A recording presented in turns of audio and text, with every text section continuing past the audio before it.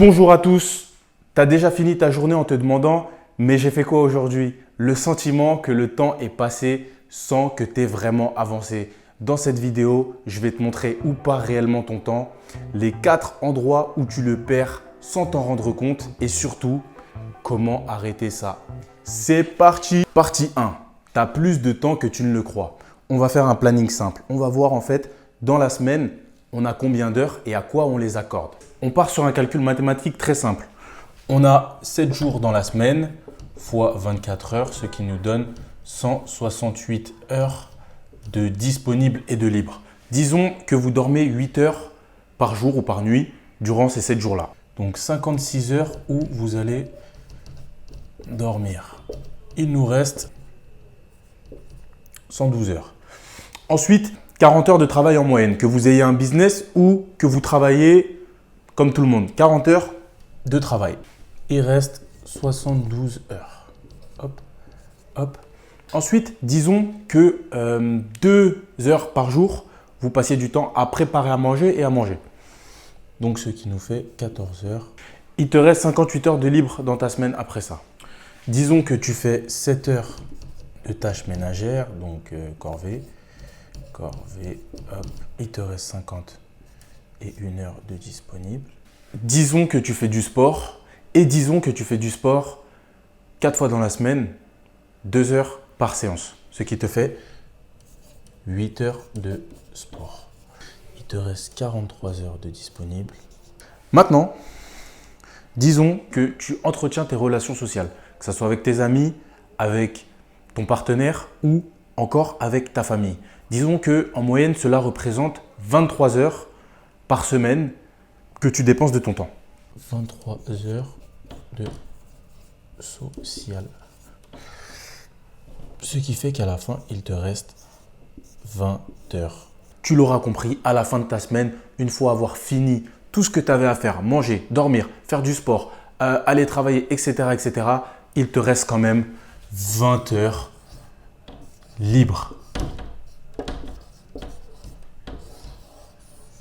Quelles sont les 4 choses qui nous font perdre le plus de temps? C'est ce qu'on va voir dans la deuxième partie de cette vidéo. Numéro 1, c'est les temps morts. En fait, quand on parle de temps mort, qu'est-ce que c'est? C'est juste en fait le temps que vous allez passer à changer d'activité. Je vous donne un exemple. Ou changer de tâche. Je vous donne un exemple. Vous venez de vous réveiller et c'est le temps que vous passez entre le moment où vous venez de vous réveiller et la première tâche que vous allez accomplir. Ou je peux vous donner un autre exemple. Par exemple, là, je suis en train de filmer cette vidéo. Et ça va être le temps juste après cette vidéo. Soit je vais directement aller monter cette vidéo, soit je peux aller me poser sur mon lit, chill, regarder mon téléphone, scroller. Enfin bref, c'est ce temps que vous avez entre les différentes tâches de votre quotidien. Comment on peut résoudre ce problème? Déjà, en fait, il faut savoir prendre conscience que ces temps morts existent. La deuxième manière de contrer, entre guillemets, ces temps morts et de gagner du temps ou de ne pas perdre du temps justement en changeant d'activité, ça va être de planifier des plages horaires collées ou des plages horaires claires et définies. Je vous donne un exemple. L'exemple que je veux vous donner, c'est que là, 2 choses à faire, 2 tâches différentes et vous voyez que là, ici, on a un temps mort.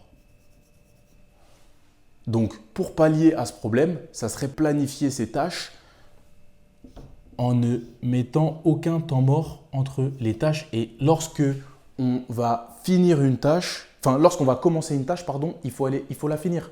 Donc, si vous commencez cette tâche-là, allez jusqu'au bout de la tâche, finissez-la et après changez de tâche. Et comme ça, vous pouvez être plus productif.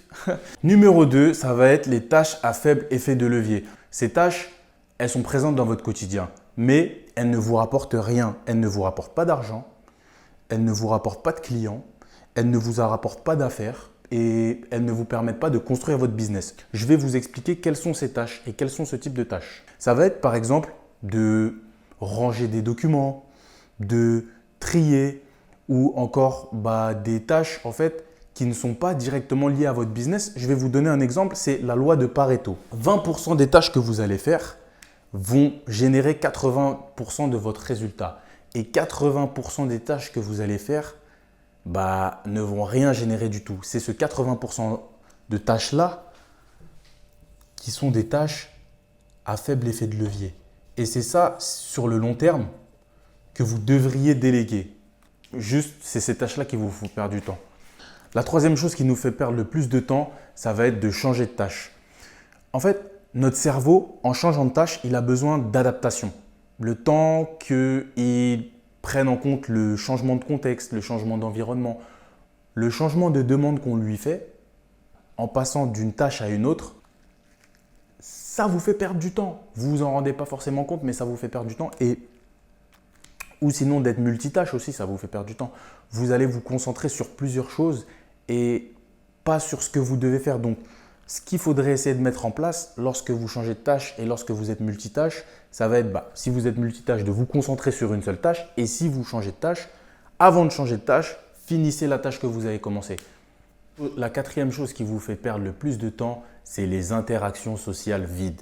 Je vais vous expliquer c'est quoi. En fait, disons que vous passez du temps avec votre petit ami tous les jours, chaque soir. La première heure, elle va être très bien. Vous allez passer un bon moment, ça va être sympa, etc.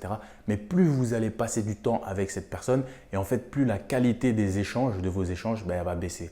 Donc, ce que je vous recommande ou ce que je vous conseille de faire, c'est plutôt que de passer de plus en plus de temps avec les personnes que vous aimez, ça va être d'en passer un peu moins pour moins perdre de temps, mais d'en passer d'une meilleure qualité. En fait, d'avoir une meilleure qualité dans vos échanges sociaux. Sans téléphone, parler directement à votre partenaire. Ou je vous donne un autre exemple, ça va être les amis. Ces amis-là que vous allez croiser tous les vendredis ou tous les samedis soirs et vous allez passer du temps avec eux. C'est bien, passer du temps avec vos proches, avec vos amis, avec votre famille, c'est important. C'est le but d'une vie, mais je pense qu'avoir une bonne qualité dans ces échanges et dans ces relations sociales, c'est encore plus important. Donc, passez vraiment du temps et pas juste vous poser avec vos potes et regarder votre téléphone scroller. Non, passez des moments avec eux, réduisez le temps que vous passez avec vos amis, mais augmentez la qualité de vos échanges avec vos amis. Donc ça, c'est pour le point numéro 4.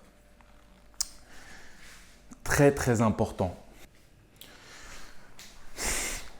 Dernier point de cette vidéo, comment arrêter de perdre du temps. Moi, je dirais que le secret, ça va être d'être intentionnel. Sois clair sur ce que tu fais, sois clair sur pourquoi tu le fais. Pas de tâches sans objectif précis. En fait, quand tu vas sentir que tu dérapes, tu changes d'onglet ou que tu te lèves sans raison, remarque-le et change-le. Et reviens vers ce que tu sais faire et ce que tu dois faire.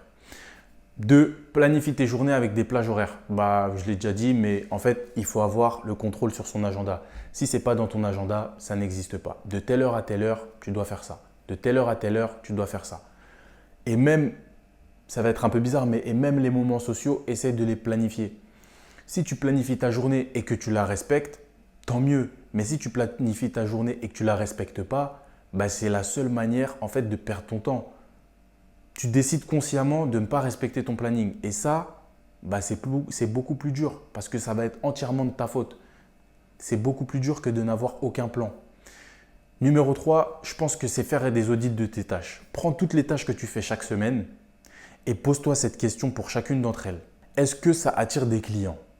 Est-ce que c'est ça qui va me permettre de construire mon business? Est-ce que c'est ça qui génère 80% de mon chiffre d'affaires ou de mon résultat? Si la réponse est non, c'est que tu perds du temps sur ces tâches-là. Garde seulement les 20% des tâches qui produisent 80% de tes résultats et concentre-toi sur celles-là et mets-les dans ton agenda. En fait, ton temps, il ne disparaît pas sur les réseaux sociaux. Non, c'est faux. Il part dans des temps morts. Il part dans des tâches inutiles. Il part dans des changements de tâches constants, des changements de direction constants, des moments sociaux vides. Maintenant, tu sais où regarder. Si cette vidéo t'a plu, lâche un like, abonne-toi. C'est à toi de jouer. Il faut level up.